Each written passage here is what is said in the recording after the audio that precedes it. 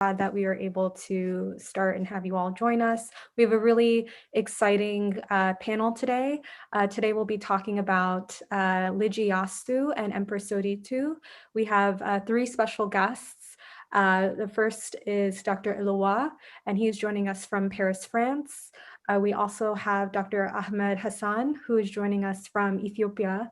And last but not least, we have Dr. Hannah, who is joining us from Poland.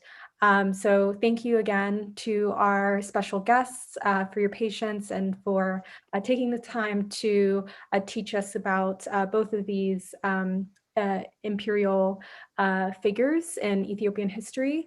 And we also want to thank our attendees for also joining. So with that, I'll pass it off to Salam. Thanks, Hanan. The mission of State of the Horn, we were established after the assassination of Oromo singer Hachalu Hundessa. We wanted to create State of the Horn as a launch pad for honest conversations while also promoting solutions. We seek to educate one another through community town halls, open forums, and research projects. And we hope that as part of this, we'll promote peace, reconciliation, and move towards collective healing. This is a grassroots initiative. We hail from different ethnic groups. We are born and live in different countries. We are a nonpartisan platform. Our group does not represent a political party, nor are we sponsored or funded by any entity or organization. We hope to serve as a neutral platform for dialogue surrounding our complex history, politics, and colorful experiences. So today is the third installment of our Rewind series. This is a seminar-style discussion in which our guest historians will share with us information about Lij Iyasu and Empress Zewditu.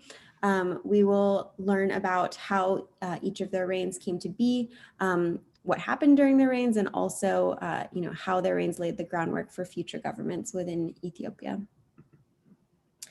So today's agenda, we are obviously running a bit behind because we had some technical issues, but we will first start with Dr. Elowa Fike, then we will have Dr. Ahmed Hassen share, and then finally Dr. Hannah will wrap it up for our historian portion. After that, we will have a Q&A period. We did get some submitted questions before the event. We will ask those of our historians, and then we will actually also today open it up to the audience to submit questions through the chat so that you can ask anything of our historians that maybe sparked your interest during their presentations. So on that note, let's get started with Dr. Elowa Fike. He is a lecturer at EHESS in France and is the chair of the Comparative History and Anthropology of the Horn of Africa. His research interests include power and religion in Ethiopia and the Horn of Africa through the 19th and 21st centuries, literature of Ethiopian Muslims, both written and spoken, and identity and cultural policy in contemporary Ethiopia. He is the author of The Life and Times of Lij Iyasu of Ethiopia, New Insights. So please welcome Dr. Elowa Fike. Thank you. Thank you to the State of the Horn team for the invitation and this initiative, and I'm glad to join this discussion today. And let me share my screen for the presentation. I hope, does it work? Yes. Apparently. Okay, thank you. So thank you very much, and I'm very glad that we can discuss today about this important period in Ethiopian history, the period of the first half of the 20th century. That was a period marked by many uncertainties and great challenges on the internal Ethiopian politics and also the external context of World War I. The period of Lij Iyasu's reign that lasted only 6 years constitutes an important turning point of modern Ethiopian history. However, this period remains obscure and widely unknown. For specialist researchers, many questions remain unanswered, and for the general public in Ethiopia, the mention of this prince or king or emperor is still the subject of much controversy. Just to know how to call him, prince, emperor, king, uncrowned emperor, there is still many debates about this historical figure. And these debates so far remain neglected. First, this is due to a lack of archival source concerning this period of time in Ethiopian history. This is also due to an oversimplified condemnation of Lij Iyasu's rule by his successor, Rastafari Makonnen, who became Emperor Haile Selassie. Lij Iyasu was almost concealed from official historiography, and his failure was explained as his individual failure, misbehavior, and this was not really allowing discussion on the political vision for the Ethiopian nation that he envisaged and represented. But during the past decades, there has been new sources that started to come up, and also some new research and insights about this period. And so 10 years ago, or 12 years ago now, in 2009, 100 years after Iyasu's nomination as the heir to the throne, I co-organized with Dr. Volbert Smith an international workshop that took place in Wollo University in Dessie. Professor Ahmed and Professor Binkovska were contributed to this workshop. And this was followed in 2013 by the publication of the proceedings under the title The Life and Times of Lij Iyasu of Ethiopia, New Insights, Lit Verlag in Germany. Also in 2009,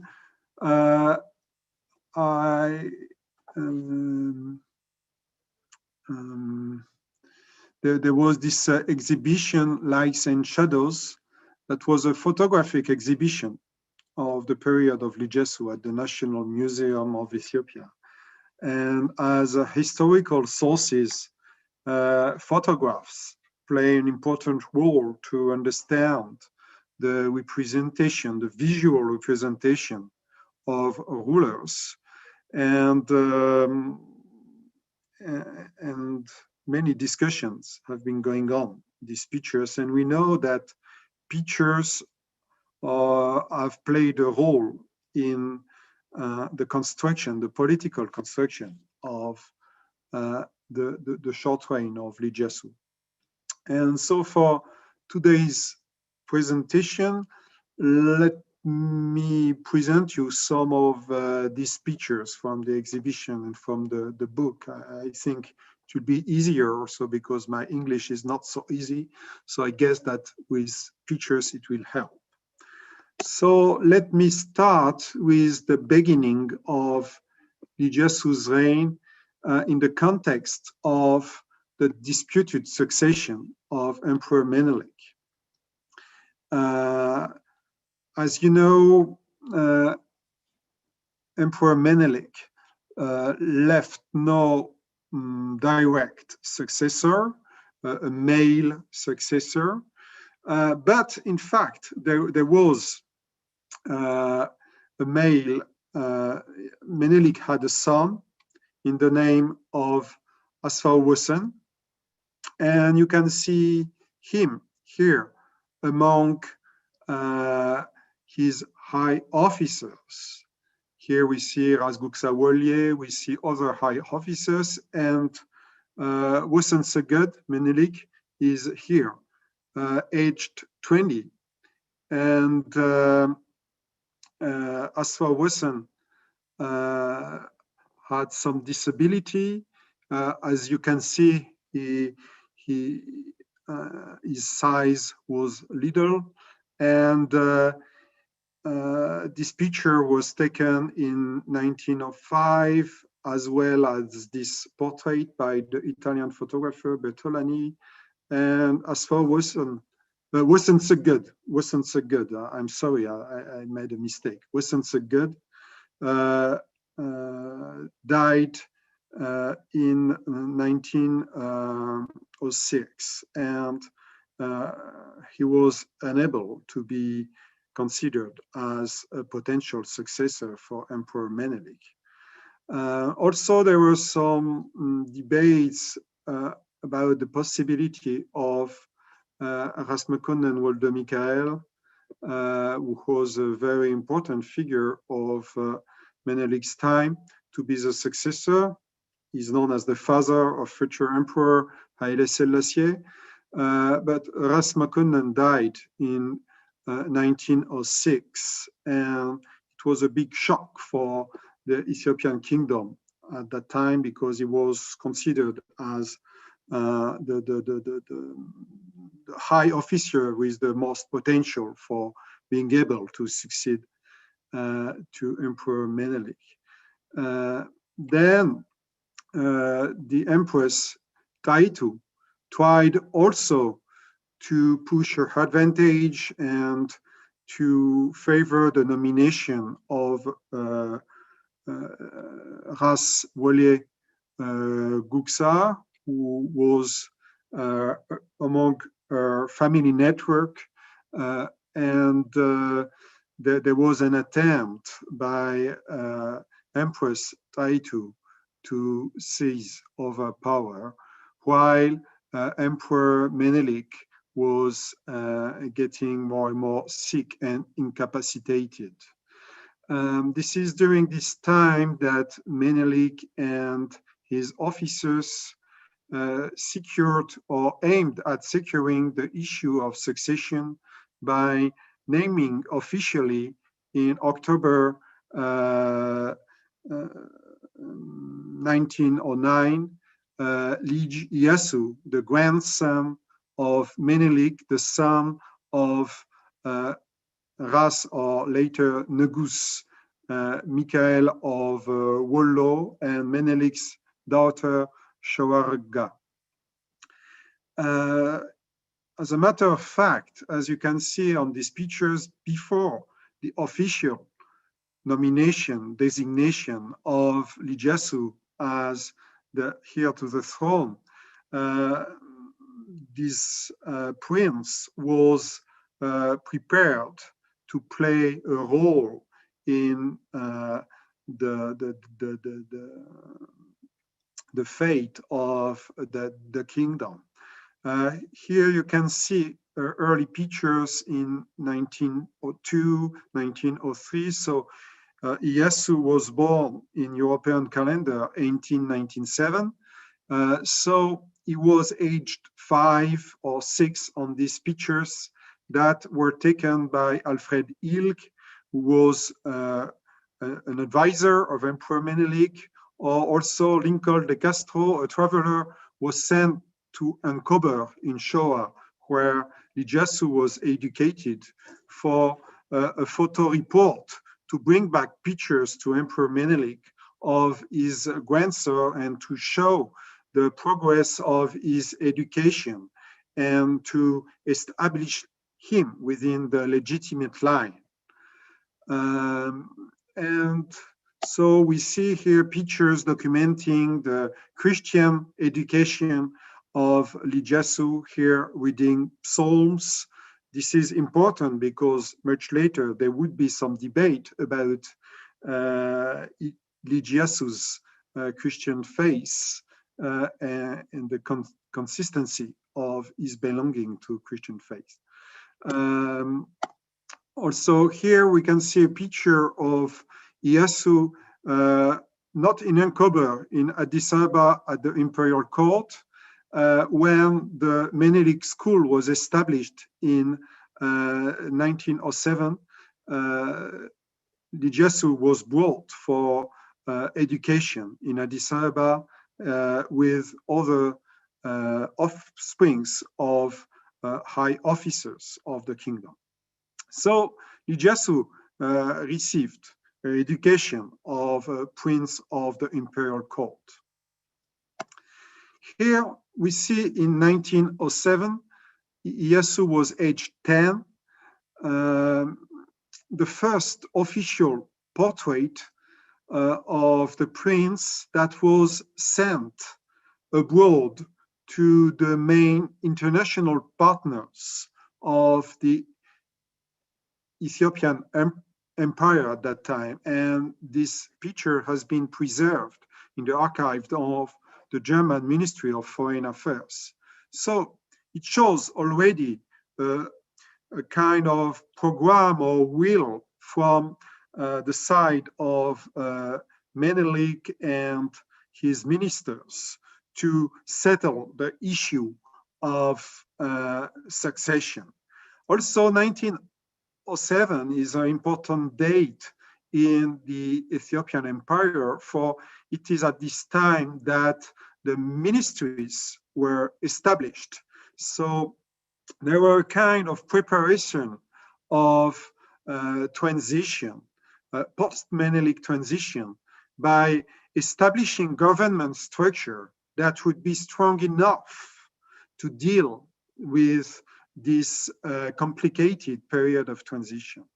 Also, there was some concern at that time because in 1906, the surrounding colonial powers, Great Britain, France, and Italy, negotiated a treaty to prepare for the post-Menelik period and to agree on their zones of influence. And they were ready to share their positions in Ethiopia, whether the Ethiopian kingdom would collapse after the passing away of Emperor Menelik. And so there was big concern among Ethiopian power circles at that time, and so a need to consolidate government. And I think the presentation by Dr. Ahmed will be about the Lij Iyasu's government and the reforms under that time. So the period of Lij Iyasu was not a period of power vacuum. It was a period of transition under strong international pressure, with an attempt at reorganizing the structures of the kingdom. But of course, Lij Iyasu was young at that time, and he needed to be accompanied, he needed tutorship. And so we see here, there are through pictures, the transition from Menelik as a ruler. Here we see his picture, also taken by Secondo Bertolani around 1905, and the preparation of the transition and the recognition of Iyasu as heir to the throne. And here we see a wall painting in Addis Alem Mariam Church in Western Shoa. And we see here, you see the picture was used by the painter. So this is, you see here the parallel between the two pictures. We see here Lij Iyasu, dressed as an Ethiopian prince, with Fitaurari Haptogeorgis, who was the Ministry of War under Menelik, and Nebura Dort Afitozaz Gebreselassie. So we see that after the proclamation of Iyasu as the heir of the throne, there was an organization of the Ethiopian government, the high officials, to act as regents and tutors for the young prince. We see also these occasions on Jan Meda. It was an occasion for the officials to be seen by the population. Here we see in 1907 a picture of Emperor Menelik surrounded by his officers, and Lij Iyasu is somewhere, I think here, and as well as the young Teferi Makonnen. So we see that the young princes were integrated among the influential figures of Menelik's government to prepare for a next generation of rulers. We see here also the same year, Lij Iyasu here sitting on the alga. Oh, sorry, it's going too fast. Sitting on the alga, so the representation of the throne at Jan Meda, surrounded by officers of the crown. And here also we see at different occasions Lij Iyasu appearing as the de facto ruler of Ethiopia after his nomination as the legitimate successor of Menelik. Here also we see in Gabriel Church in Addis Ababa a kind of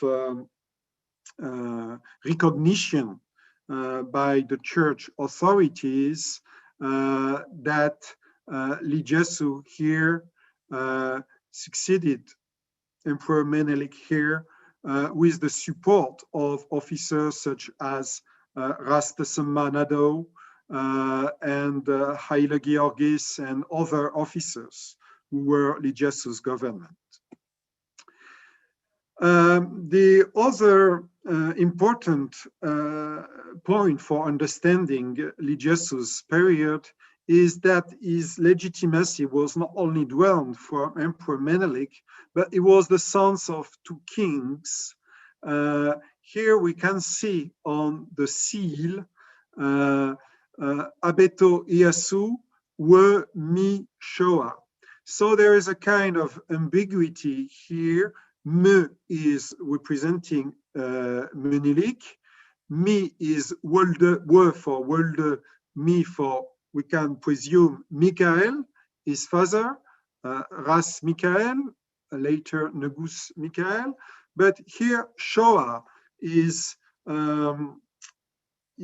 put the region of Shoah to clarify that even if Iyasu is the son of Michael of Wollo, being the successor of Menelik is representing the line of Shoah that was dominating the Christian empire at that time. But we see that after Menelik's death in 1913, that was kept hidden. This was kept hidden for securing the transition.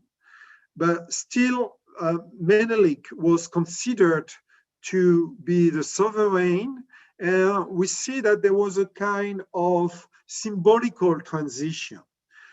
In 1914, Michael of Wollo was named and coronated Negus, and he was coronated Negus in Desier with the crown of Menelik that is represented here. And so on this picture, we can see that Iyasu is being representing here as the son of Michael, is in a position of being submitted to the will of his father and to the idealized sovereignty of the missing emperor Menelik through his crown. The second picture here represents Negus Michael, so the king of northern Ethiopia. That time Michael was governing not only Wollo, but Tigray, Begemder, Gojam, while Iyasu was in charge of the government in Addis Ababa, where with the sister of Lij Iyasu, Woizero Sehin, who played an important role as she was the mother of Menem, who was married to Teferi Mekonnen, and also she was married to I think she was married to Ras Buksa also for she was married to Haile Georgis, who was the prime minister of Lij Iyasu and Ministry of Foreign Affairs. So we see that family networks played an important role in that period. But there was also some confusion because being the son of Michael of Wollo, before being baptized, Michael was known as Imam Muhammad Ali. And Muhammad Ali of Wollo, future Michael, descended from the line of the Mamludoch of Wollo that are linked to Sheikh Nur Hussein of Baleh. So a very prestigious Islamic line connected to the Sharifian descent of Prophet Muhammad. So Iyasu was both the descendant of King Solomon from Menelik's line and Prophet Muhammad from Michael's Muhammad Ali's line. And I will not go into the detail. I studied this family of the Mamludoch, and we can see that since the late 18th century, the Mamludoch were imams, Muslim imams, who married with Christian princes of neighboring territories. So the issue of Iyasu's conversion to Islam, that has been a matter of big controversy and was used as the justification of his overthrow by the coup d'etat in 1916. In fact, it was not his individual, an individual Christian, but Iyasu was a descendant of a family who used political conversion between Islam and Christianity as an instrument of consolidation of power and a vision of a mixed Ethiopia where Muslim rulers and Christian rulers could share power by intermarriages. So the question is much more complex and difficult.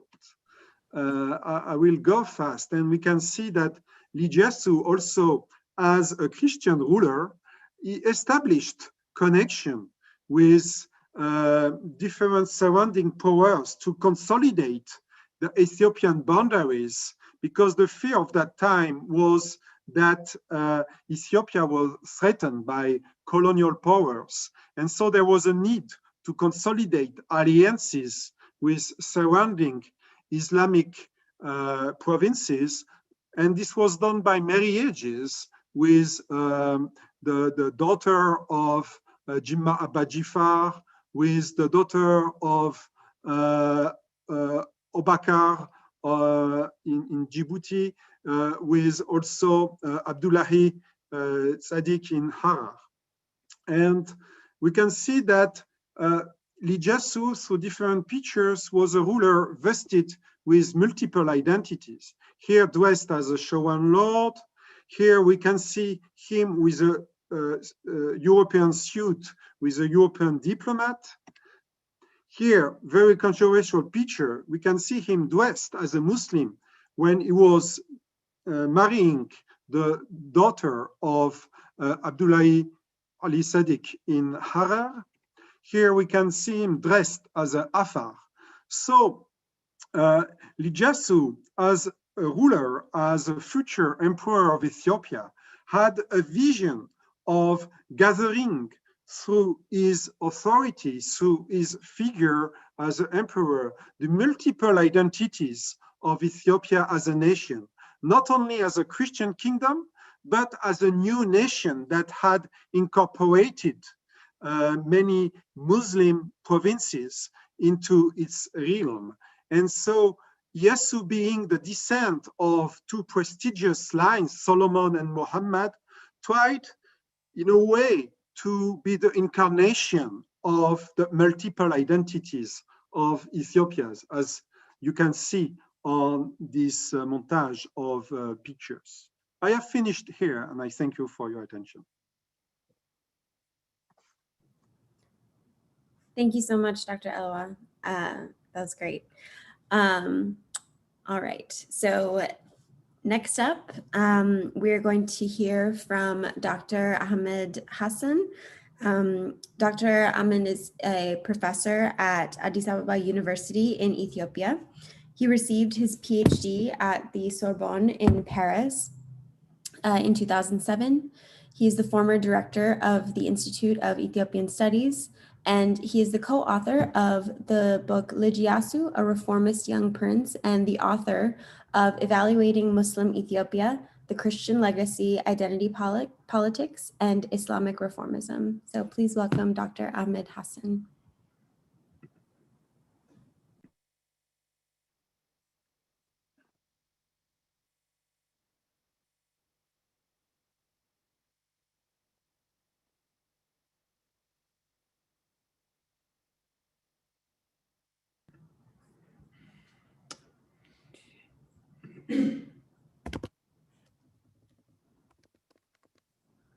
Dr. Ahmed, if you're speaking, we can't hear you.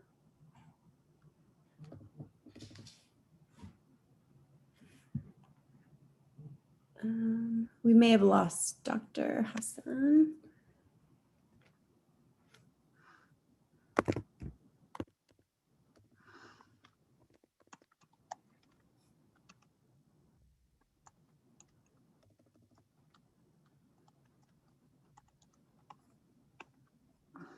Just one moment, everyone.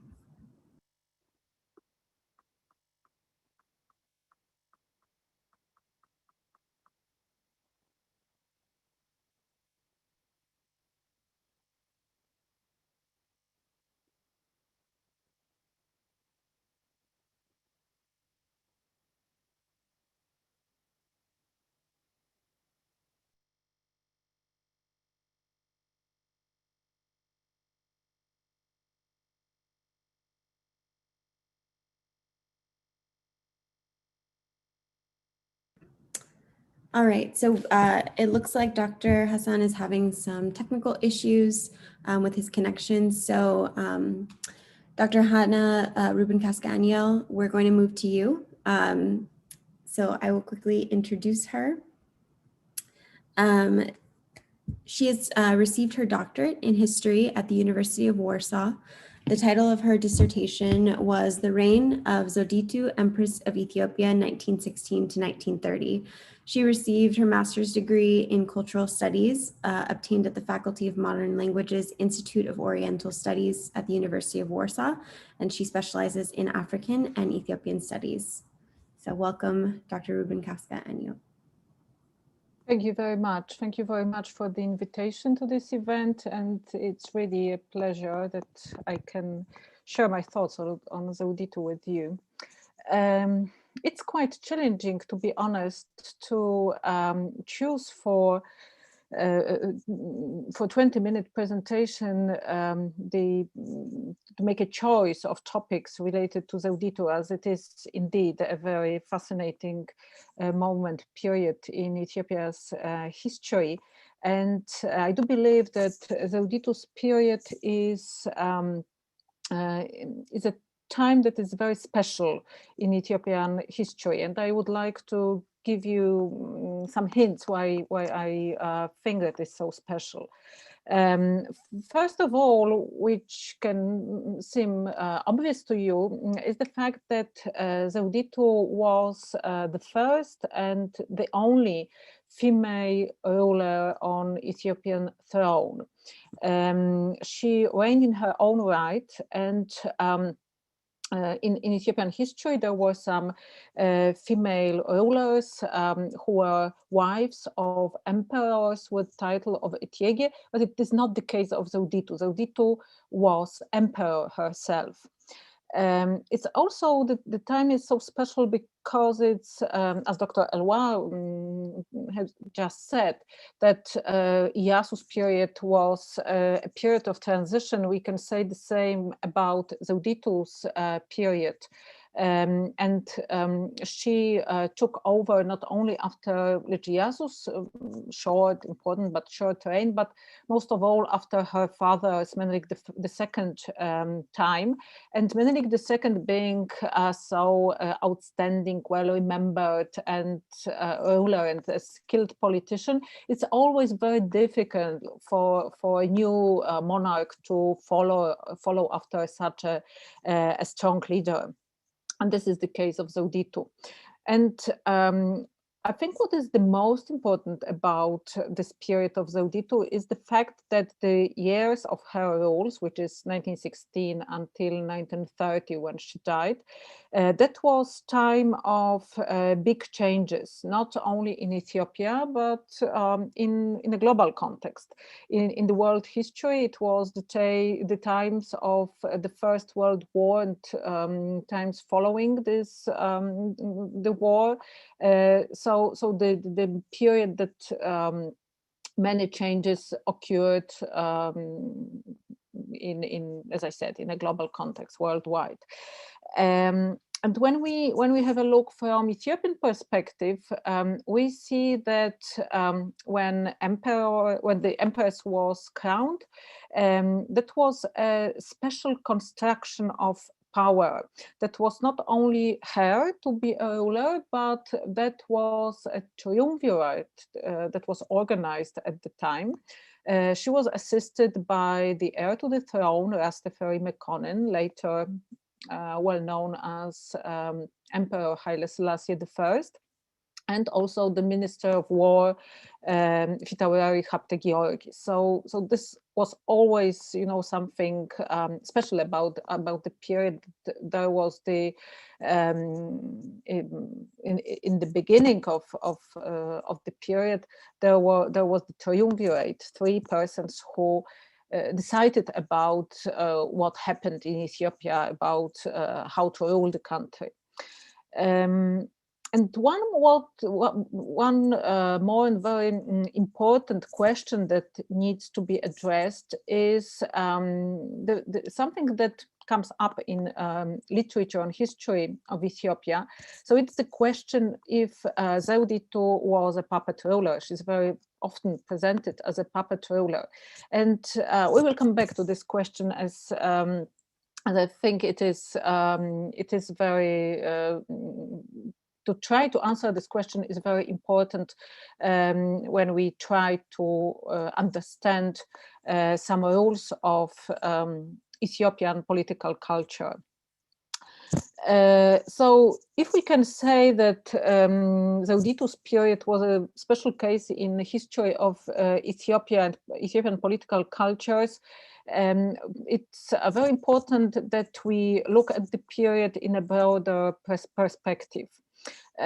Researching history, if we want to see more general rules, it is not enough to consider it special chosen period of time. A researcher needs to take into consideration history in long terms. It's like longue durée, the term that was suggested by French historians from the Annales School. And with this idea in mind, the special cases, which are clearly different from some other periods in history, when some patterns are broken, then they allow for better understanding and better realizing of some patterns in political culture of the country, of some general rules. And in other words, the special cases, they make it possible for a researcher to find basic rules according to which, in this case, Ethiopian political culture and system of power function over centuries. And I believe that this is the case of Zewditu, that researching on this period, this allows us this is a very good key to use it to understand better Ethiopian political culture in this broader perspective. From a number of subjects that can be discussed when we talk about Zewditu and this period, I have decided to choose two main aspects. First is the problem of Zewditu's gender, how it influenced her right to rule, how it influenced the legitimization of her power, and also how it influenced the construction of power, what was constructed in 1916 in this regard.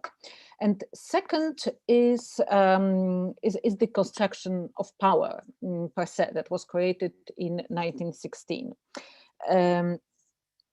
As I already said, even though Zewditu was the ruler, she was the Empress, Negestat, and she ruled for about 14 years.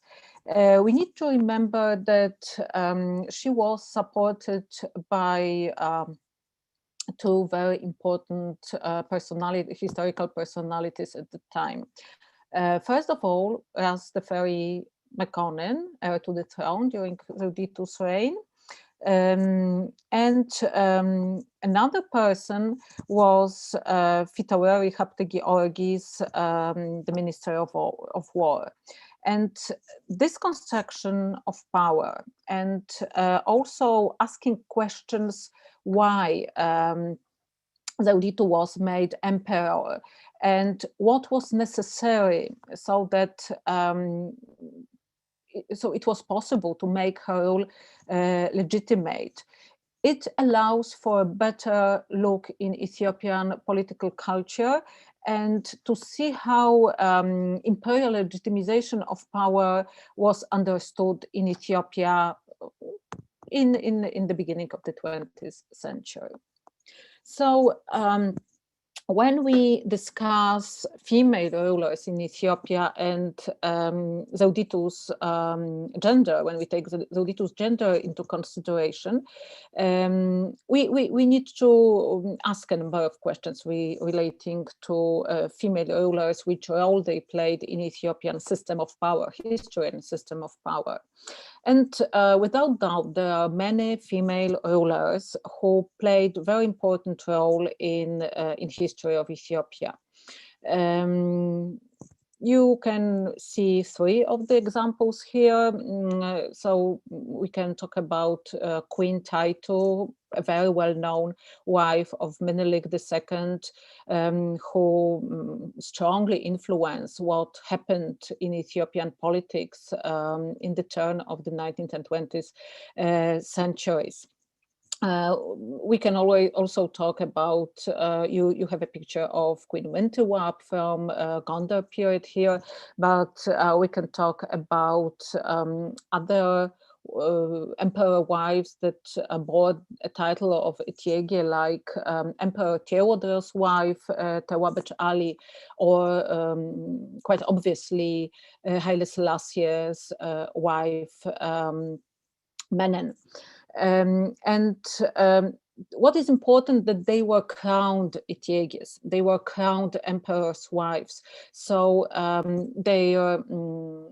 how they functioned in Ethiopian system of power, it was official. It was inscribed within the rules of Ethiopian system of power.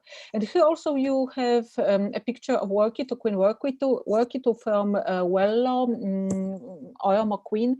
That is an example of one of important local rulers. So not only Etieges, but also female rulers, they also played different roles in Ethiopia. And it can be obviously discussed in length. We do not have time for this here. But what I want to stress here is that when Zewditu was crowned, they were not these examples of female rulers that were called upon, but it was legendary Queen Makeda, or Queen of Sheba, that was used as an example of a female ruler and legitimization of power, claiming that a female ruler has had the right to rule Ethiopia. I think it's very important because I understand it in such a way that the difference between Etiege and emperor or empress, so Negiste Negestat, as in case of Zewditu, that the difference between crowned wives and the empress as such is so important, so obvious, that it's not possible to search for legitimization for emperor's rule comparing the highest office with the office of the Etiege or any other position in the imperial system of power. So, so talking about the gender of Zewditu, we can see that there was a long history of experience of female rulers, but at the same time, until 1916, there was an uninterrupted tradition that proved somehow that only a man can sit on imperial throne of Ethiopia. So that's why Zewditu needed to turn to example of Makeda to prove her right to rule Ethiopia.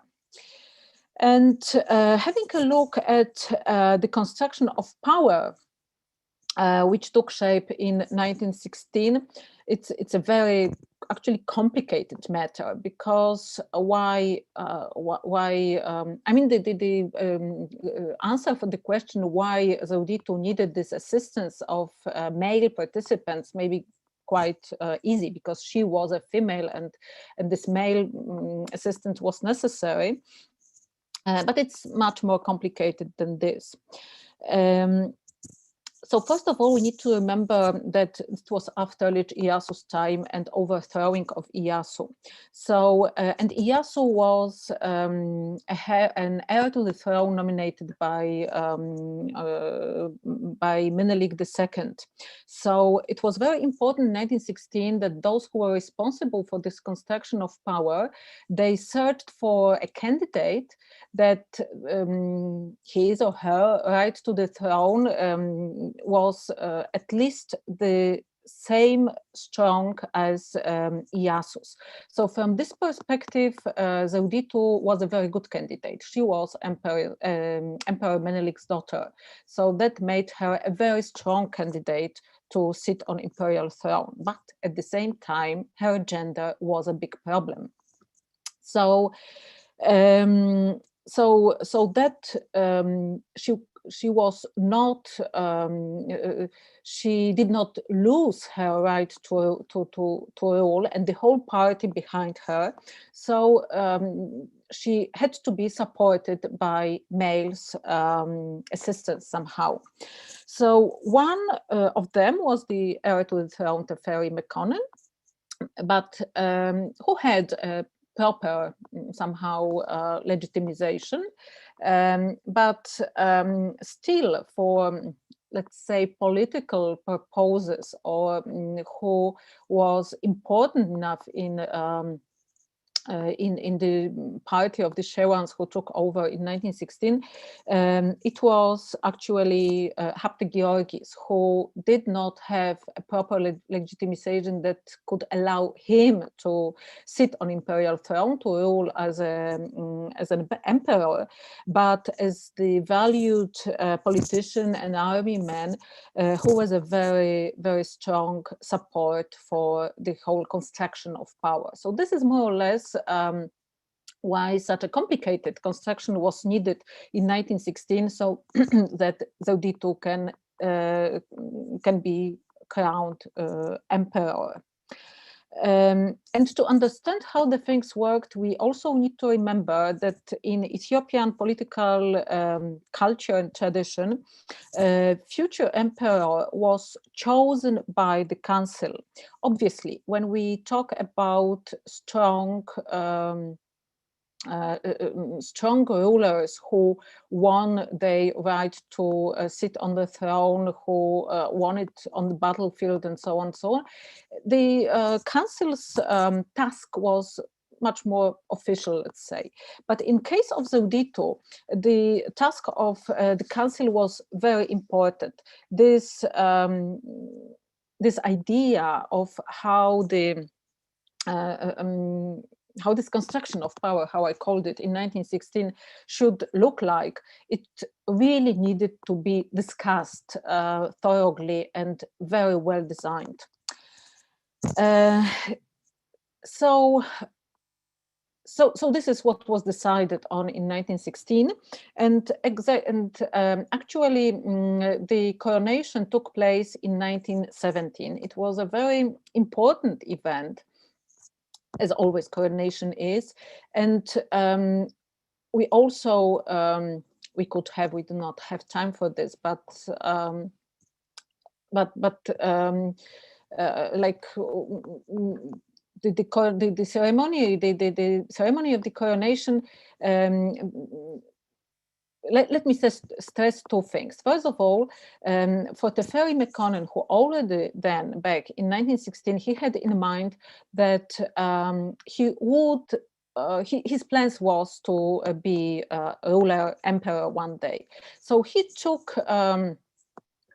he wanted to try somehow to organize the coronation and to test some of his ideas. So he was architect or a designer of the coronation of 1917, and it was the main aim of coronations, generally speaking, it is to show in symbolical terms the right to rule, but also to show, to deliver a special, to convey a special message of power, and to present in a way a plan for future years, for how the rules will be executed in the country. And this all could be found during the coronation of Zewditu. That was stressed that she, as a daughter of Menelik, she would follow Menelik's ideas of how country should function. The coronation proved that there were Shewan aristocracy to take over in Ethiopia.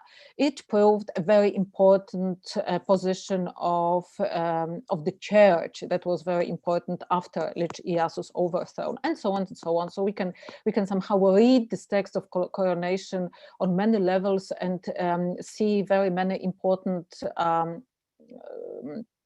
ideas how to show what is the plan for the next years, and how Ethiopia will be ruled by the Empress and by the triumvirate. Okay, and of course, this was, which is, because now we come back to the question if Zewditu was a puppet ruler. Obviously, we do not have time to discuss tools of power she had and how they used it. But let me concentrate on, especially from our point of view now, after so many years, that what was one of the most important points related to her period is that that was when we talk about the period of Zewditu's reign, looking at it from Teferi's perception, we can clearly see that that was his plan to gradually to take power, to seize power in Ethiopia. And he started just from the beginning, and as we know very well, he fully succeeded in taking power. And the question is if he could have done this without Zewditu's support. What was Zewditu's role in history in this respect? If she was the one to support Teferi, if she was the one to oppose Teferi,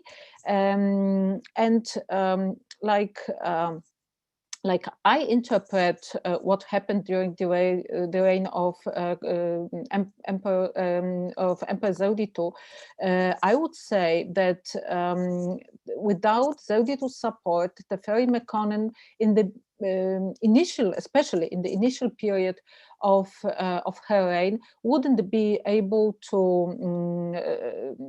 accumulate so much power.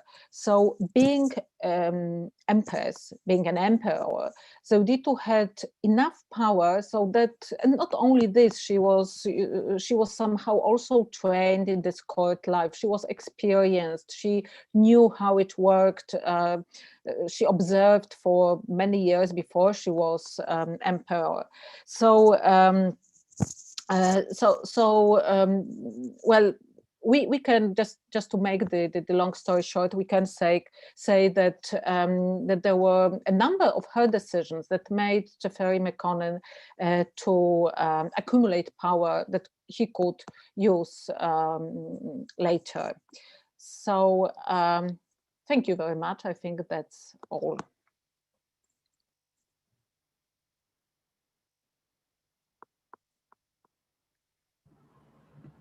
Great. Thank you so much, Dr. Hanna. Great. So we are going to move into the question portion of our event, and I will hand it over to Kia.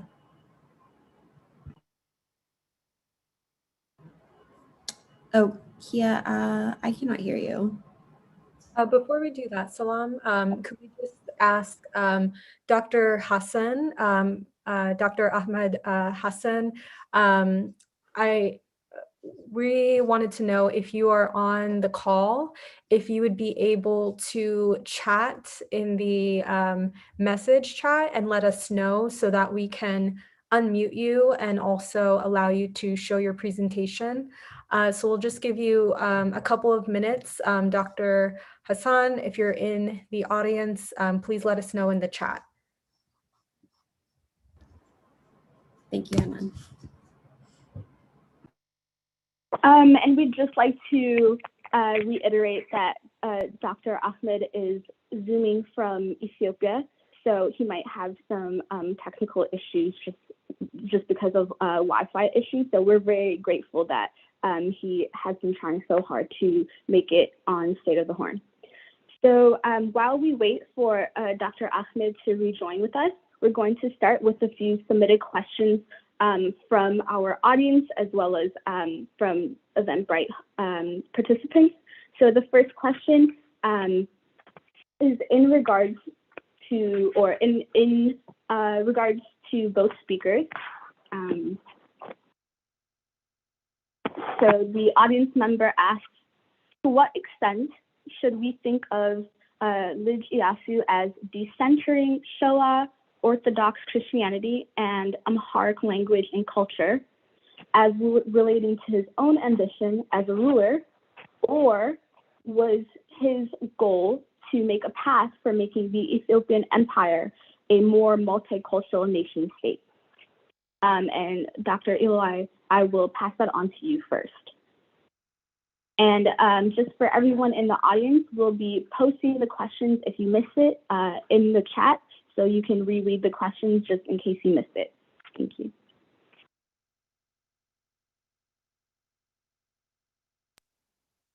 Hello. Thank you. I could not hear the question very clearly, so I understood that how can we understand Lij Iyasu's policy as a path towards a multicultural nation. That's it. I see it in the discussion. Okay. A decentering show Orthodox Christianity. Yes, this is a very important issue. Quite difficult to answer directly based on historical sources, because as I said, the archive materials are very few on the period. We have no speech, we have very few material that are directly related to how Iyasu envisioned his power. So we have some information of some reforms, some actions he took, but it's very difficult to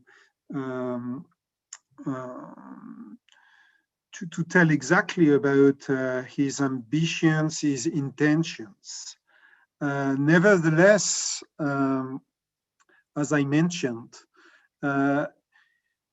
the way he expressed his position as a transitional ruler was quite patient. He was not rushing on power. He kept the title Lij, so meaning that he understood he was young, not ready for being a full ruler. Then gradually his identity as a ruler changed. He changed his title as Le Ule Lij, so the supreme prince. So over a generation of potential young rulers, he was on the top of the ladder, but not ready yet to be coronated because he was underage. So I think it's quite important that Iyasu respected the rules of the time. He respected that he was under the advice of a government, of ministers, of high officials, of a council, as Dr. Hanna mentioned. And I think it's important to have in mind that he had probably this understanding of a transitional period that had to be gradual. Then we can see that one of his major concerns was the preservation of Ethiopian independence and Ethiopian sovereignty, because, as I said, in 1906, the three surrounding colonial powers had a treaty, and it was a matter of concern. It was felt as a threat by the Ethiopian empire at the time,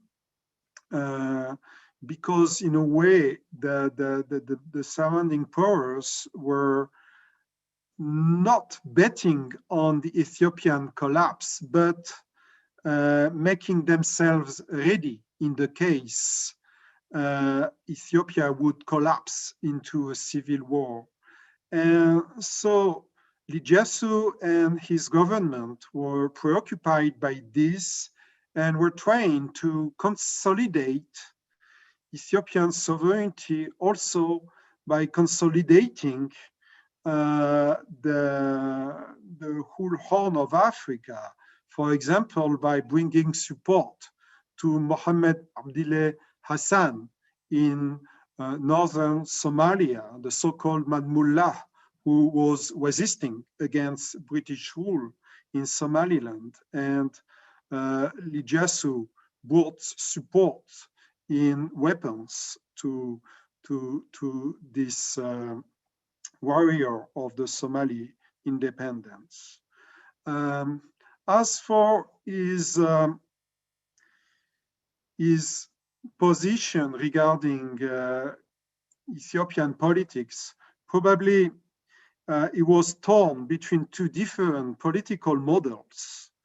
One, the dream of a central Christian state, and on the other side, the customary autonomy of local entities and powers. And we see that the fact that Negus Michael, his father, was named the king of northern Ethiopia, was appreciated by the traditional rulers of these regions, of these provinces, as a way of preserving more local autonomy. That is why he got the support of Ras Hailu of Gojam, for instance, or also he had some strong partnerships with the families, the ruling families in Tigray, by respecting their autonomy. Also, we see that he established partnerships with Muslim power families in Jimma, in Harar, in Afar, so that his policy was geared toward a full integration of these Islamic policies within the realm of the Ethiopian nation. I won't be too long because there are probably many questions about this. May I also add to, try to answer the same question. I promise I will be short. There has been tendency for a very long time that the Ethiopian empire has not been perceived by historians in terms of African kingdoms. And when we actually, it's a good question here to try to look at it from this perspective, that we know from history of Africa that there were many rulers that actually acted as representation of different faiths, religions towards different groups of subjects. So, like in Ghana kingdom, for example, and we may try also to try to look in this way on Iyasu.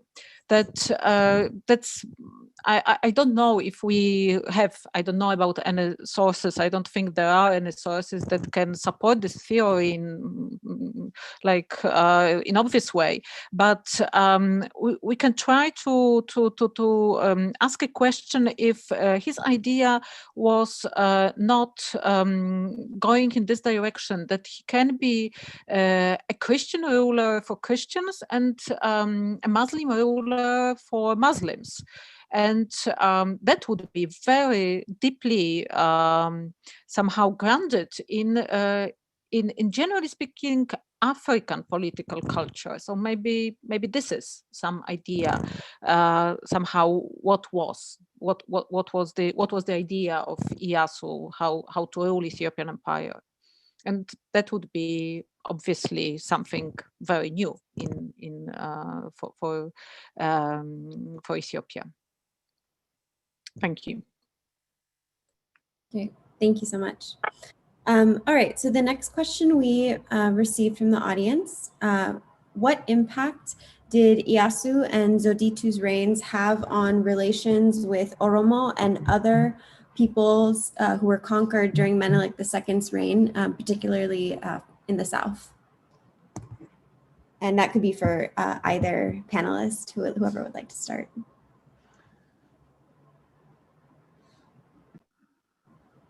Dr. Hannah, would you like to start?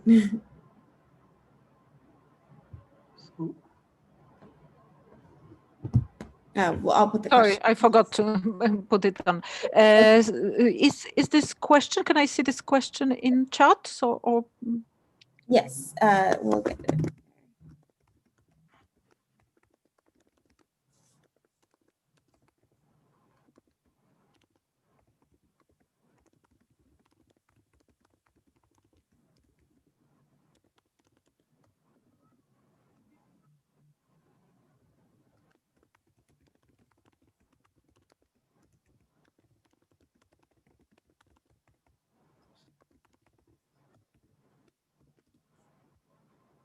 Thank you very much. So I Sure. did not want to take it wrong.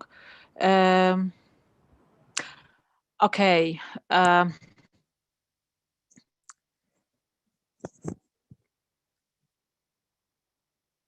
Definitely, there was a different attitude by Iyasu and Zewditu, because the period of Iyasu and Iyasu's decision somehow, that was the moment that there were some attempts for changes, and how Dr. Eloi was talking about it.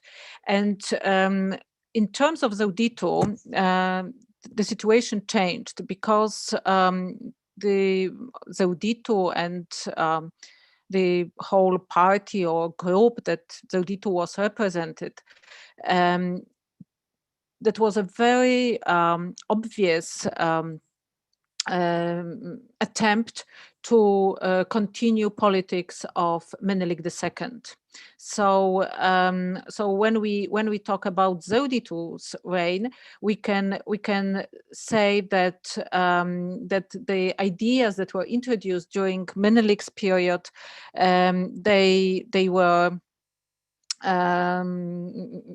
they were supported somehow during this period. So and that was one of the reasons also why Iyasu was overthrown, in my how I see it, that the attempts of Iyasu to change functioning of Ethiopian empire, which was very bold, but I think this is what he tried to do, that to some extent he wanted to change the rules of how Ethiopian empire functioned. That was why he was overthrown, and those who took over in 1916, they somehow came back to what was to the politics that was introduced by Menelik. This is how I see it. Thank you.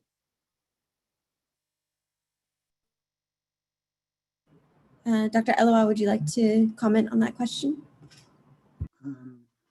Thank you. Yes, I agree very much with what Dr. Anna has just answered. It's quite difficult to really address this question, first because Iyasu's transitional reign was short. It was during World War I, so the state of affairs at that time was mainly focused on international issues, and particularly what kind of partnerships to build, and playing Germany and the Ottoman Empire alliances against the neighboring colonial powers. So on the internal affairs, we see that through his alliances by marriage with the daughters of provincial rulers, that Iyasu considered that the rulers of Jimma on the side of the Oromo, of Afar through his alliance with Obakar Pasha of Zeila, who was Nagadras, and others. There was, in a way, a will of integration, as I just mentioned. But also, Iyasu was, as you could see in the pictures, educated as a Shoan Christian prince. So he probably had also an understanding of moral, political domination of Shoa and Amharic Christian culture over the west of Ethiopia. We can see it by the way he continued some raids in the so-called Gimira region in southwest Ethiopia, raids involving slave trade and so on. So this was continuing at that time. We cannot say whether he would have reformed this. We know, and probably Dr. Ahmed in his presentation would have mentioned about such kind of reforms. For example, the modernization of justice by the suppression of the Liebashai tradition, the way of identifying thefts by poisoning teenagers. So there was a will of transformation, but we cannot really make full conclusions over a reign that was interrupted by a coup d'etat in 1916.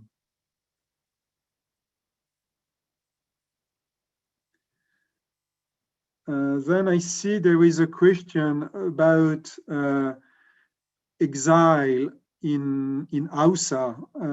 So the fact that Lij Iyasu took refuge for some years in the Afar territory, the Sultanate of Hausa. So Iyasu was provided shelter by the Afar Sultan Muhammad Yayo, and so it has to be understood as a recognition as Iyasu and his policy of integration, recognition of these sultanates, these Islamic policies in the peripheries of the empire as a positive policy, probably, but we have also to understand that in the Sultanate of Hausa, there has been a traditional law of offering asylum to highland rebels and political refugees. In some cases, these refugees could be integrated into Afar society. So Iyasu benefited this kind of rules offering asylum, and he was given a camp in Gasisa next to Asaita in Afar. And also we know that Menelik Iyasu, one of his sons, who was the son of Iyasu and Fatuma Obakar, could also benefit from support from his Afar family, and he was protected for some times in Djibouti through the networks of the Obakar family. So we see that kind of alliance and support could work.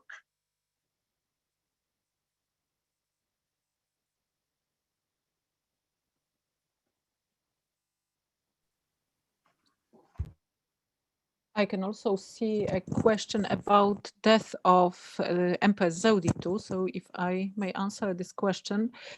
I mean, I may try. I will not answer this question, to be honest, because I did not come across any direct sources that would shed light on Zewditu's death, or the question if she was or she was not poisoned by Teferi Mekonnen. So it's much of guessing, but I must say that I have been actually thinking quite a lot about this, because if we have a look at the final years of Zewditu, and if we think about Teferi Mekonnen, who somehow executed his plans, waiting very patiently to take another step, then we see that Zewditu died in a perfect moment. It couldn't be better. It was just the right time when it was 1928 when she's removed from power, actually. If before she had some power, after 1928 she had no power anymore. So after 1928 she is a puppet ruler, and she is an obstacle for Teferi Mekonnen to take, to be crowned emperor. So this actually gives us some hint that maybe that could be something that she was removed. On the other hand, Teferi was very patient, so he really was very good at waiting and not doing things that were not necessary. So there are some theories, or there were some suggestions that Zewditu, she was not poisoned like that. Just that she got poisoned and died, but that she was poisoned little by little for many years. It's very difficult to say if it happened, if it was possible or not. But if we analyze the whole process of Teferi taking over, I think this the fact that she died in such a perfect moment, it makes these theories worth remembering. Let's put it like this, because I don't know about any direct sources that would let us say that yes, this is what happened. We can only guess. We can only imagine what happened in the court. Thank you. Thank you. The next question that we received is for both panelists. How did Lij Iyasu inform political and social policies towards the northern people of Tigray and Eritrea? Maybe Dr. Elowan, would you like to start?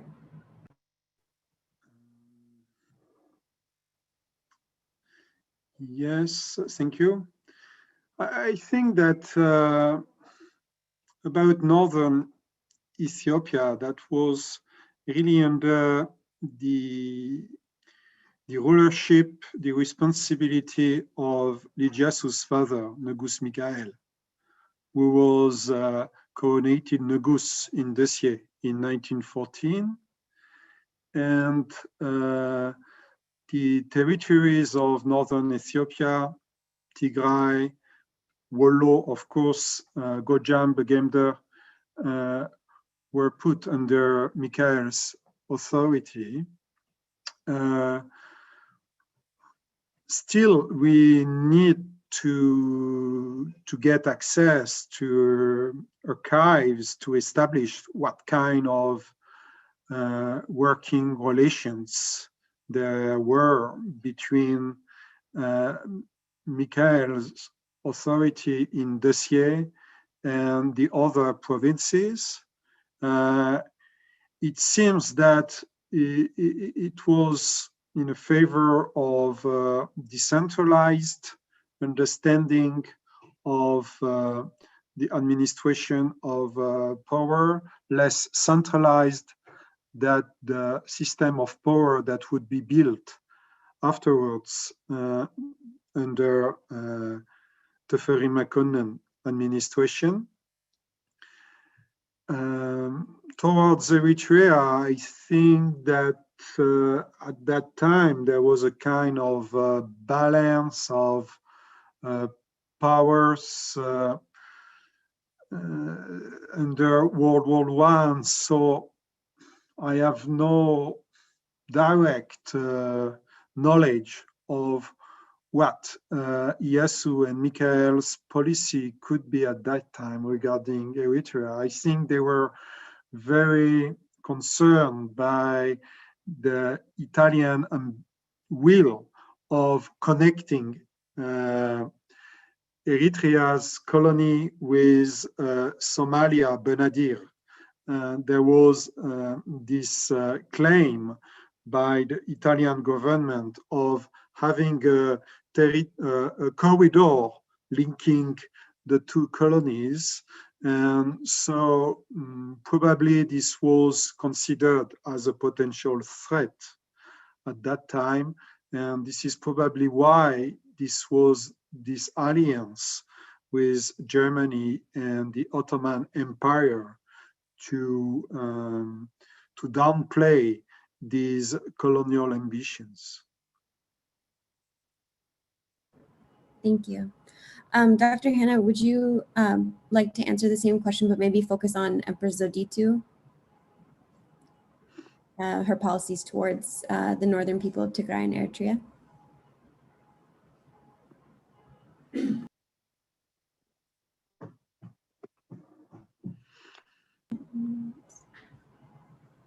I think Dr. Hannah might be frozen.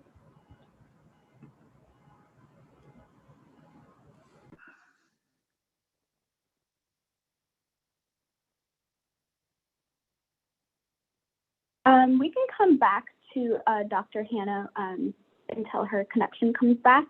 The next question is from an audience member asking, could you share your opinion on how Ethiopia would be different, or what path the country would have taken had Lij Iyasu not been overthrown? In particular, the audience member wants to know with what respect to the current ethnic tensions in the country would Lij Iyasu's reign have changed, or if he had not been overthrown? And again, the question will be submitted in the chat box.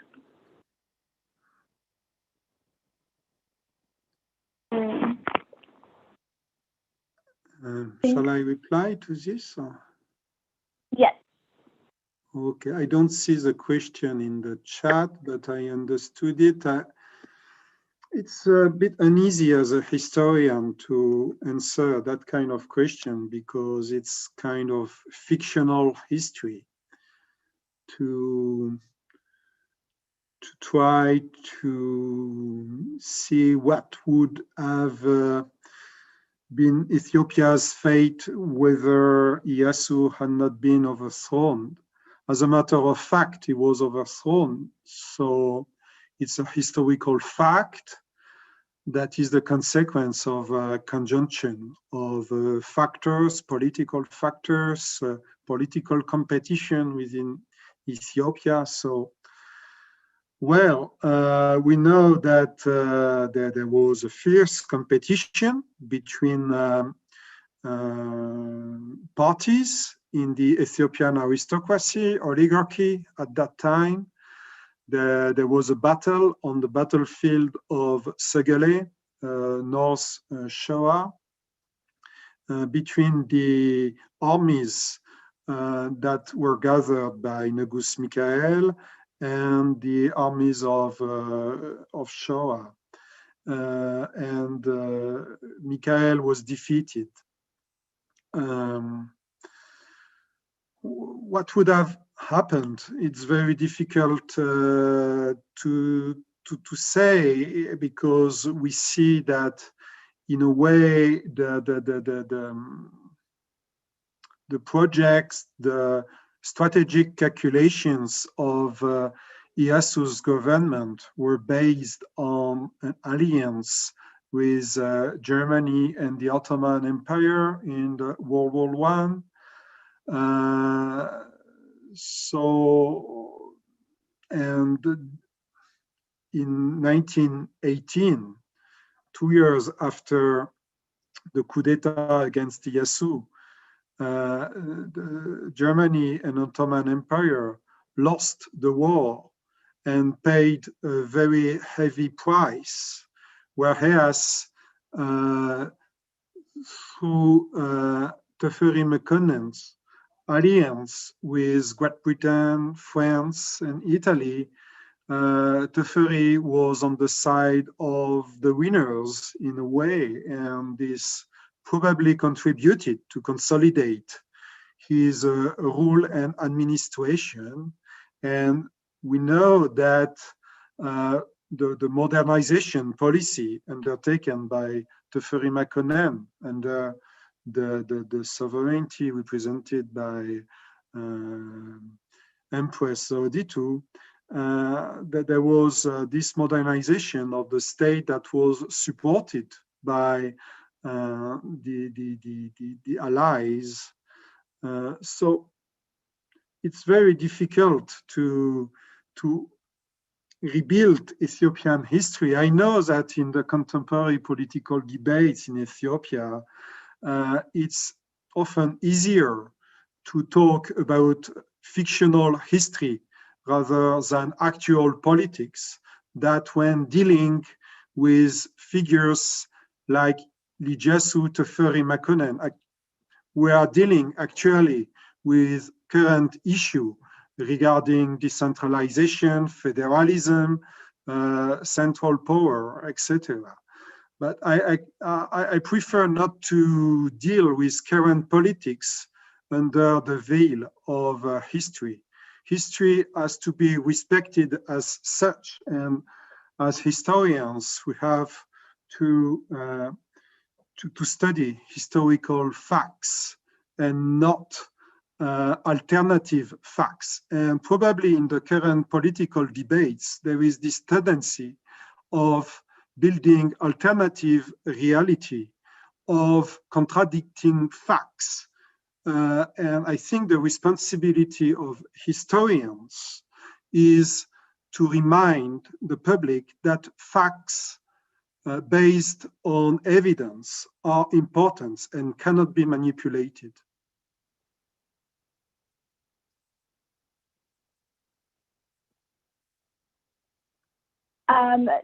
Thank you, Dr. Eloi. Dr. Hannah, are you still here?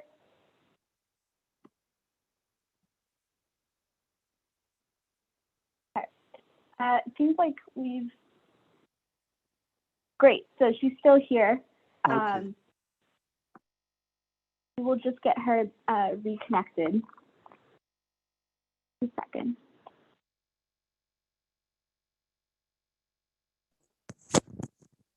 Thank you. Sorry. Okay, it works now. Sorry, yes, I got disconnected and completely lost the discussion here, the track of the discussion. So please excuse me. So I cannot address any questions because I don't know what was discussed here. No worries. The question was addressed to how Lij Iyasu's reign, if he had not been overthrown, might have changed the course of Ethiopia today with regards to ethnic tensions. And I think you can also follow that up with how Zewditu's reign has also impacted or and informed ethnic policies and tensions. I think we cannot really talk. I mean, I'm very much against discussing what would happen if. So it's very difficult to say what would happen if Iyasu was still in power. He could not be in power, but history was different. So obviously we can talk about, you know, like discuss different options, but the fact that it didn't happen, it means that it somehow could not have happened. In terms of Zewditu, I don't really think that in this matter, Zewditu, I mean Zewditu herself, Zewditu as a person, as a ruler, that she was not really, as far as I can judge it, she was not really deeply interested in those aspects of ruling the country. She somehow her role was to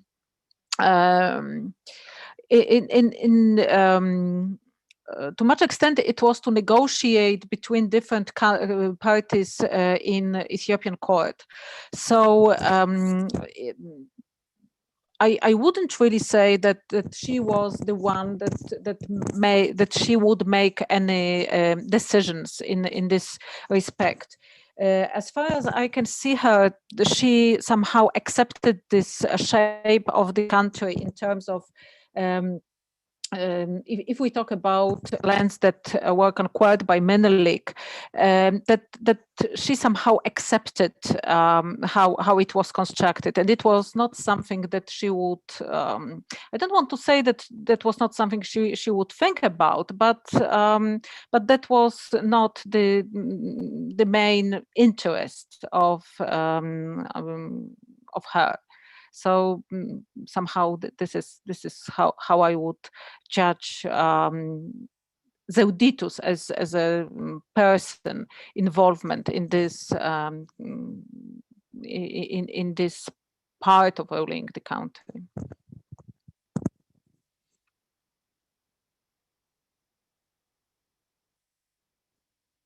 Thank you, Dr. Hannah.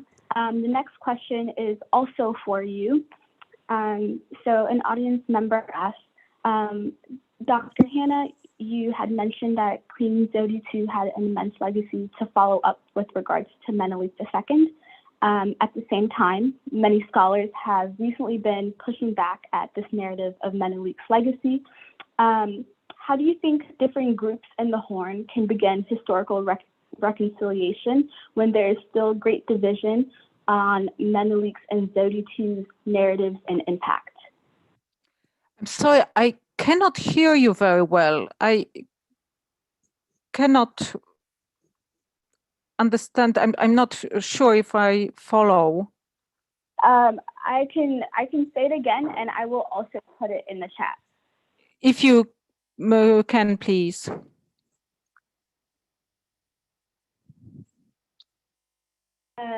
So someone asked. I can see the question now. Okay.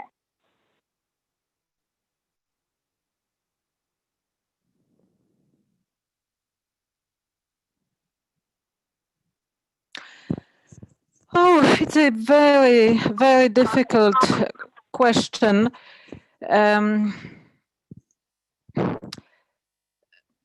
Well, that's true. I would say that that's true, that Menelik II's legacy and politics is very much discussed. I would say that it's very rightly discussed. Menelik II was perceived as a not only very strong, but also very good ruler of Ethiopia in terms of, well, I don't know how it was perceived by international historiography on Ethiopia. Historiography was shaped to much extent by Haile Selassie I. What was written about Ethiopia, it was very much in line how Haile Selassie I wanted it to be written. And as far as I know, Haile Selassie had very good knowledge about Ethiopian studies, what was going on in different parts of the world. I can tell you a story that I learned from my professor, Professor Mantelniczko, who told me that when she was writing History of Ethiopia that was published in Polish, she got a special invitation from Haile Selassie that and she was offered a scholarship in Ethiopia, but the rule was that she will not continue the way she's working on History of Ethiopia, because the History of Ethiopia, as she presented it, was presented not having Haile Selassie and this line of emperors in central of Ethiopian history, but there was some impact. Now we would say that it was not enough, but still there was some impact on different ethnicities, on different on different peoples living in Ethiopia and different centers of power. And that was enough, even though it happened in Poland, even though it was written in Polish. Haile Selassie learned somehow about it and offered a scholarship to her so that she does not complete this version of history. So I think this shows how much historiography, not only in Ethiopia, but generally speaking, worldwide, to some extent. And of course, historiography was also shaped by what was published in Ethiopia, what was what was produced somehow in Ethiopian historiography. So the legacy is also, I think this is a big part of legacy, the history that we learned about Ethiopia. And now the question, how can different groups in the Horn begin a historical reconciliation when there is still great division on Menelik and Zewditu's narratives and impact? I think we should,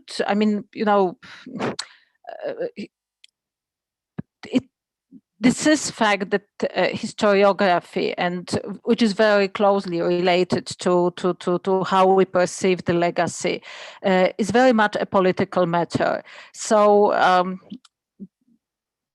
being aware of this is a very important parts and parcels of what is going on in the discussion wherever in the Horn of Africa as well. But generally speaking, the question is very difficult. All processes of reconciliations, they are very difficult and very complicated processes. So there is no simple answer to this question. So I would try to answer this difficult question like this. Thank you. Thank you, Dr. Hannah. And for everyone in the audience, these are going to be our last few questions before we wrap up the event. So the next question is, how did Empress Zewditu reconcile her traditional beliefs of Orthodox Christianity and modern ideals that were seeping into the noble family? It was said that Ras Tafari Makonnen, or Haile Selassie, wanted to quote-unquote modernize the country, and this left Empress Zewditu distressed with many reforms and innovations. And again, this will be in the chat. Yes, but this time I hope I understood it quite clearly. Thank you. Yeah, the question of these changes towards modernity, which is a very tricky term, is very very difficult because this is the question of how we understand these ideas of modernity. Rastafari wanted to modernize the country. That's only the question. It's also the question how Teferi and later Haile Selassie understood modernization. How I see is that he wanted to change Ethiopia in a way that it functioned better, but in a way he wanted it to function. So the modernization, first of all, was meant to serve his purposes, and I think it's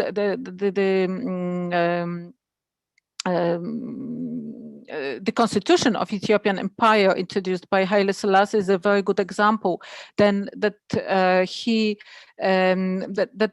it was somehow, perceived as a gesture of modernization, but we can see that when we, for example, in the first chapters, when the right to rule the right to rule Ethiopia is being discussed, that this is traditional pattern and not even as it functioned, but somehow somehow cut to suit the purposes of Haile Selassie, when only those who were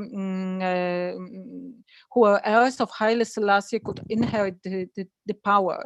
So this modernization is a very tricky term that we do not really know very often what we are talking about when we talk about modernization.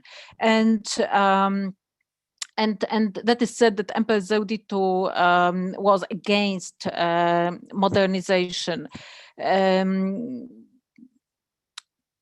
This is the picture of Zewditu that was presented, and I think that it was, to much extent, it was the right picture, that she felt much more secure within the frames of traditional rules of living in Ethiopia. However, we still have some sources that show Zewditu as a person who was very interested in how life looked like outside of Ethiopia. So she was not the woman who was not interested at all and wanted everything to keep the way it was. She was thinking about how the outside world looked like, and how it can what can be somehow introduced to Ethiopia that can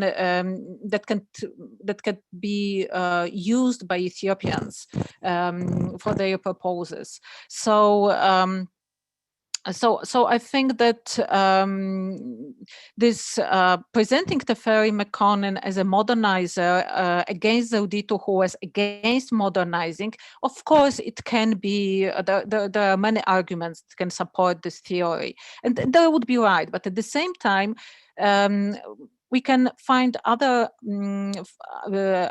arguments showing that Teferi Mekonnen used modernization for his own purposes, and Zewditu was also interested in some changes. So, yeah, I think that's it. Great, thank you, Dr. Hanna. So our last question from the audience for both panelists, so we can start with Dr. Elowa. Ethiopia hasn't seen a Muslim leader even after the fall of the imperial regime. Why do you think this might be, and how does this relate to Lij Iyasu?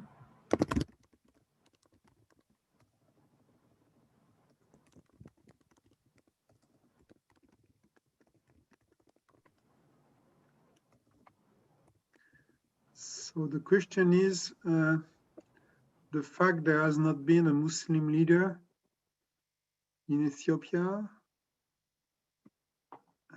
Yes, it's in the chat. But yeah, we haven't seen a Muslim leader in Ethiopia even after the end of the imperial regime. Does this relate to the fall of Lij Iyasu, and how so, if so?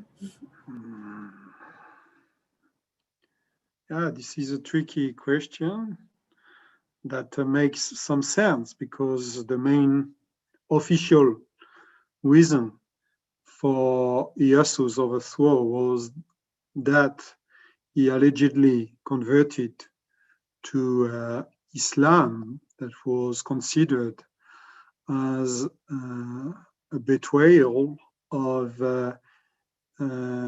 his being the emperor designate, and so that he could not continue to be the ruler and the holder of the Ethiopian crown, that was considered as linked to a sacred alliance since the time of Solomon and the transmission of the Ark of Covenant to Menelik I of Ethiopia. So there is this very strong political mythology linking the Christian Ethiopian power to the biblical roots. Then Lij Iyasu and his government probably tried a better integration of Muslim rulers within the Christian kingdom, but it seems that Iyasu had not abandoned his Christian education, his Christian faith. He married Muslim women, but they were converted to Christian. And it seems that from testimonies we have from his years in captivity in Fiche and Garamulata until his death just before the Italian invasion, he kept practicing Christianity in the privacy of captivity. So, yes, as a matter of fact, the centralization of Ethiopian power, the unification of Ethiopia as a nation state was based on Christian Amharic culture as a way of achieving this unification process within an international context and within an internal structure involving Muslims, but for very long, Muslims were excluded from citizenship. They were considered more with the status of foreigners until the Ethiopian revolution that started to provide them with a more integrated status by the recognition of their festivals, by the recognition of their rights as citizens and believers. So it is a long process of nation building with the diversity of the Ethiopian population, which is cultural diversity, religious diversity, political diversity, that in the recent years had involved more and more Muslims at high positions of responsibility. So I cannot really answer because there was not been, even recently, you know, there were mass protests by Muslims in 2011. They were claiming their rights, being recognized, their constitutional rights, but there was no claim of becoming or of claiming the rulership. They were simply claiming having their rights to participate as citizens. So I think it is a more important debate than focusing on the heads of state. Very frequently, the historical debate over Ethiopia is focused on the heads of state, Lij Iyasu, Zewditu, whereas history is much more complex because the process of decision-making is not only decided at the top, it is the outcome of a very complex process involving different sides. And I think that the work of historians is not to interpret only the actions and intentions of top rulers, but being able to understand more widely the social and political fabric of Ethiopia and all those men and women who are involved in making Ethiopia as a nation. Thank you, Dr. Elowa. And thank you to all of our panelists today, Dr. Elowa and Dr. Hannah, who were able to shed light on both Lij Iyasu and Empress Zewditu. And with that, we are going to conclude our this event. And if you look in the chat box for all of you who have attended, if you could take just about 3 minutes to fill out our Survey Monkey so that you can give us feedback on this event and how we can improve. And we also wanted to ask our panelists if they had time, if they could stick around just for us to debrief after this event for 3 to 5 minutes. And also just wanted to, I know Dr. Elowa, you wanted to make your thanks to folks who had helped you on your research, and if you wanted to do that, I wanted to give you the space. Oh, thank you so much. And just yes, this roundtable online was the occasion to reconnect with some friends that are now based in the US, and they were very helpful when I did my research in Wollo on oral traditions of history in Wollo, and one of the big support I could get was through Ato Ali Imer, and he really introduced me to the local knowledge and very knowledgeable persons. And I'm very indebted to him, and I know that his daughter is in the audience today, and we had the occasion to meet some years ago, and I'm very glad that through this meeting we have the opportunity to not interact directly, but I hope that in the future we can meet again. Thank you so much for giving me this opportunity. Thank you, Dr. Elowa, and again, thank you, Dr. Hannah. If you both could stick around for just 5 minutes, we just wanted to have a quick debrief.